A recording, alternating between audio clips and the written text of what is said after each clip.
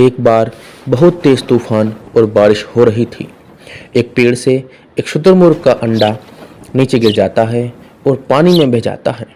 अगले दिन बारिश रुक जाती है और वह अंडा एक पेड़ के नीचे आकर रुक जाता है।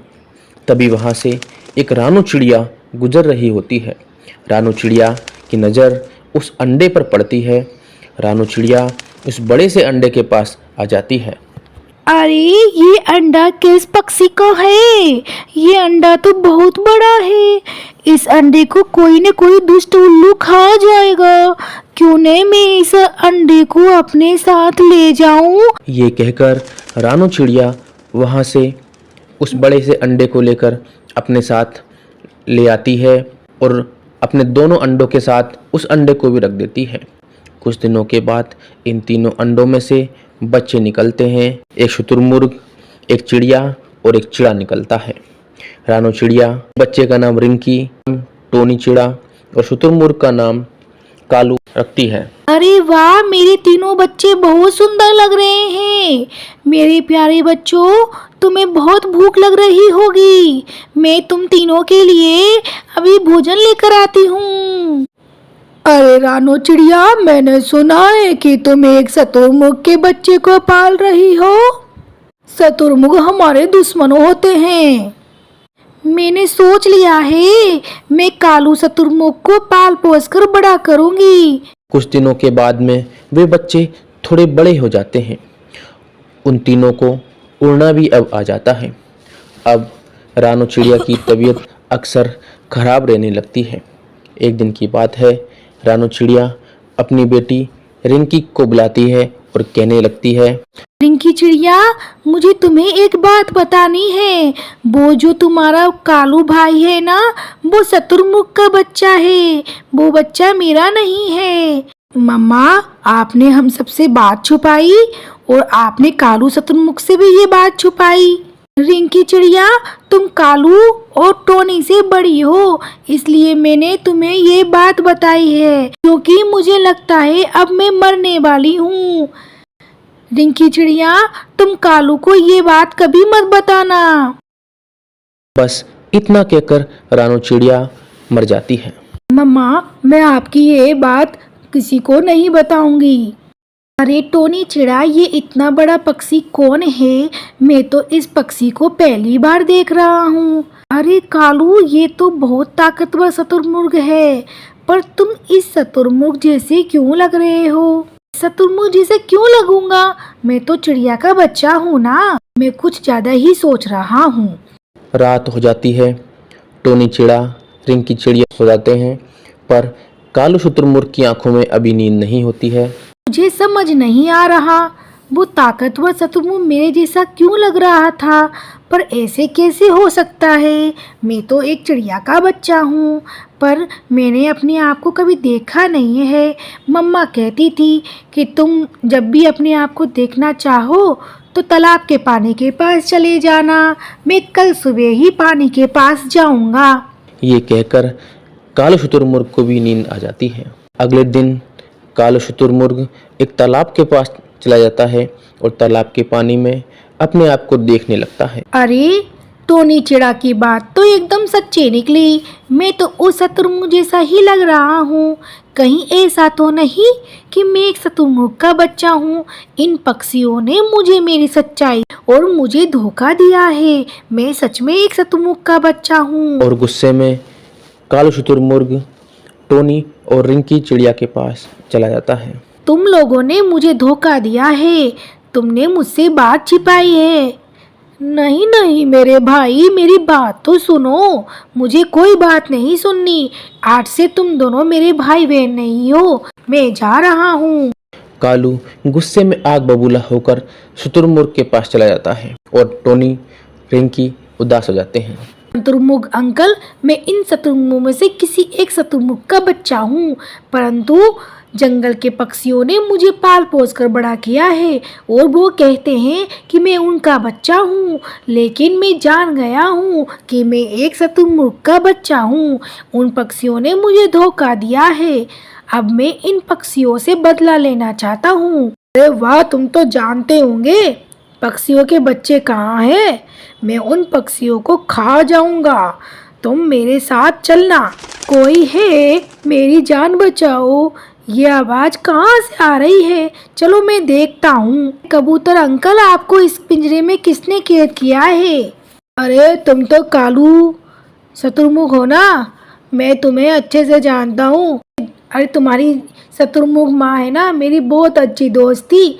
परंतु एक दिन बहुत तेज बारिश हो रही थी और उनकी मृत्यु हो जाती है और उनका जो अंडा होता है वो पानी में बह जाता है। और फिर तुम्हारी दूसरी मम्मा है ना, रानो, उस अंडे को उठाकर और तुम्हें बड़ा कर कर पाल पोस कर बड़ा करती है। और तुम यहाँ क्या कर रहे हो? मैं उन पक्षियों से बदला लेने के लिए आया था, पर अब मुझे अपनी गलती का एहसास हो गया है। अरे दुष्ट, जिस रानो चिड़िया ने तुम्हें पाल पोस कर बड़ा किया, तुम उन बच्चों को मारना चाहते हो? कबूतर अंकल, मुझे माफ कर दो। कालू ये सब बातें सुनकर उदास हो जाता है। उसके मन में पश्चाताप की भावना आ जाती है और अपने आप को वो बड़ा गिल्टी फील करता है। कबूतर अंकल, मैं आपको आजाद कर देता हूँ। हम दोनों सभी पक्षियों के पास चलते हैं और उन्हें सब कुछ बताते हैं कि चिड़िया, टीनू चिड़ा, इस जंगल से तुम सभी पक्षियों को जल्दी से बाहर ले जाओ। कुछ ही पलों में शत्रुमुख यहाँ पर हमला करने वाले हैं। शत्रुमुख अंकल, लगता है किसी ने आपकी खबर इन पक्षियों को दे दी है और सारे पक्षी जंगल से बाहर चले गए हैं। ठीक है, मैं चलता हूँ, अभी मुझे कहीं और भी जाना है। हम आ गए कालू शत्रुमुख। अरे वाह, तुम सब आ गए। मैं तुम्हारा 2 दिन से बहुत इंतजार कर रहा था। कालू शत्रुमुख, तुमने हम सबकी जान बचाई है। हम तुम्हें धन्यवाद देना चाहते हैं। आज से मैं तुम पक्षियों के साथ ही रहूंगा। इस प्रकार कालू शुतुरमुर्ग, रिंकी चिड़िया और टोनी चिड़ा सब एक साथ खुशी खुशी रहने लगते हैं। प्राचीन काल में एक गरीब पुजारी हुआ करता था। उस पुजारी की मृत्यु के बाद उसकी विधवा पत्नी अपने भरण पोषण के लिए पुत्र को साथ लेकर भीख मांगती थी और अपने घर जाती थी। अरे ये बच्चा कौन है जो इधर से उधर भटक रहा है? बेटा, तुम कौन हो? मैं विदर्भ देश का राजकुमार हूँ। मेरे पिता की मृत्यु के बाद मैं दर दर भटकने लगा हूँ। उसकी ये हालत पुजारी की पत्नी को देखी नहीं गई। वह उस राजकुमार को अपने साथ अपने घर ले आई और पुत्र जैसा रखने लगी। एक दिन पुजारी की पत्नी अपने साथ दोनों पुत्रों को सांडिल्य ऋषि के आश्रम में लेके गई। वहाँ उसने ऋषि से शिवजी के प्रदोष व्रत की कथा एवं विधि सुनी। घर जाकर वह भी प्रदोष व्रत करने लगी। एक बार दोनों बालक वन में घूम रहे थे। उनमें से पुजारी का बेटा तो घर लौट आया, परंतु राजकुमार वन में ही रह गया।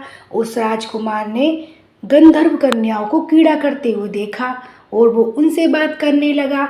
इस कारण राजकुमार घर देरी से पहुंचा। दूसरे दिन भी राजकुमार उसी जगह पर पहुंच गया। अंशुमति अपने माता पिता से बातें कर रही थी। तभी अंशुमति के माता पिता ने उस राजकुमार को पहचान लिया। आप तो विदर्भ नगर के राजकुमार हो ना? आपका नाम धर्मगुप्त है? जी, मैं राजकुमार हूँ। अंशुमति के माता पिता को वह राजकुमार बहुत पसंद आया। शिवजी की कृपा से हम अपनी पुत्री का विवाह आपसे करना चाहते हैं। क्या आप इस विवाह के लिए तैयार हैं? राजकुमार ने अपनी स्वीकृति दे दी और उन दोनों का विवाह संपन्न हुआ। बाद में राजकुमार ने गंधर्व की विशाल सेना के साथ विदर्भ पर हमला किया और घमासान युद्ध कर विजय प्राप्त की। वहाँ उस महल में वह पुजारी की पत्नी और पुत्र को आदर के साथ लेकर आया तथा उन्हें साथ में रखने लगा। पुजारी की पत्नी तथा पुत्र के सभी दुख व दरिद्रता दूर हो गई और वे सुख से अपना जीवन व्यतीत करने लगे। एक दिन अंशुमति ने राजकुमार से इन सभी बातों के पीछे का कारण पूछा और रहस्य पूछा। तब राजकुमार ने अंशुमति को अपने जीवन की पूरी बात बताई और साथ ही प्रदोष व्रत का महत्व और व्रत से प्राप्त फल को भी अवगत कराया। उसी दिन से प्रदोष व्रत की प्रतिष्ठा में महत्व बढ़ गया तथा मान्यता अनुसार लोग यह व्रत करने लगे। एक समय की बात है, राजा हरिश्चंद्र नाम का एक चक्रवर्ती राजा राज्य करता था। राजा हरिश्चंद्र ने अपनी सत्यता एवं वचन पूर्ति हेतु अपनी पत्नी और पुत्र को बेच दिया और अपने आप को भी एक चांडाल के हवाले कर दिया। राजा हरिश्चंद्र चांडाल के यहाँ काम किया करते थे और राजा हरिश्चंद्र काम करते करते सोचने लगते, हे भगवान, मुझे इन दुखों से मुक्ति कब मिलेगी? मैं ऐसा क्या करूं जिससे मेरा उद्धार हो सके? बहुत समय बीत जाता है। एक दिन राजा हरिश्चंद्र उदास बैठे हुए थे, तभी वहां पर गौतम ऋषि आते हैं। राजा ने ऋषि को प्रणाम किया और उन्हें अपने बारे में सब कुछ बताया। हे राजा, तुम बहुत भाग्यशाली हो, क्योंकि आज से 2 दिन बाद भाद्रपद माह के कृष्ण पक्ष की एकादशी तिथि है। इस दिन तुम विधि पूर्वक व्रत करो, तुम्हारा जरूर कल्याण होगा। राजा हरिश्चंद्र ने भगवान विष्णु जी की पूजा करी, साथ में ओम नमो भगवते वासुदेवाय, ओम श्री विष्णवे च विद्महे वासुदेवाय धीमहि तन्नो विष्णु प्रचोदयात्। राजा ने सारी रात जागरण किया और अगले दिन सुबह होते ही विष्णु की कृपा से राजा के सारे पाप नष्ट हो गए। तभी अचानक फूलों की बारिश होती है और राजा का मरा हुआ बेटा फिर से जीवित हो जाता है और उनकी पत्नी रानी बनकर लौट आती है। राजा को अपना राज्य वापस मिल जाता है और जीवन के आखिरी समय में राजा को अपने परिवार के साथ स्वर्ग की प्राप्ति होती है। इस साल अजा एकादशी 10 सितंबर 2023 को है। आपको ये कहानी कैसी लगी और कमेंट बॉक्स में नारायण नारायण लिख के जरूर शेयर करें और ज्यादा से ज्यादा इस वीडियो को शेयर करें। Subscribe Miso fun poem. बहुत समय पहले गंगा किनारे 3 दोस्त रहते थे, रानो, पिंकी और नीलू। इन तीनों की एक ही इच्छा थी, सबसे बड़ा दानवीर बनना।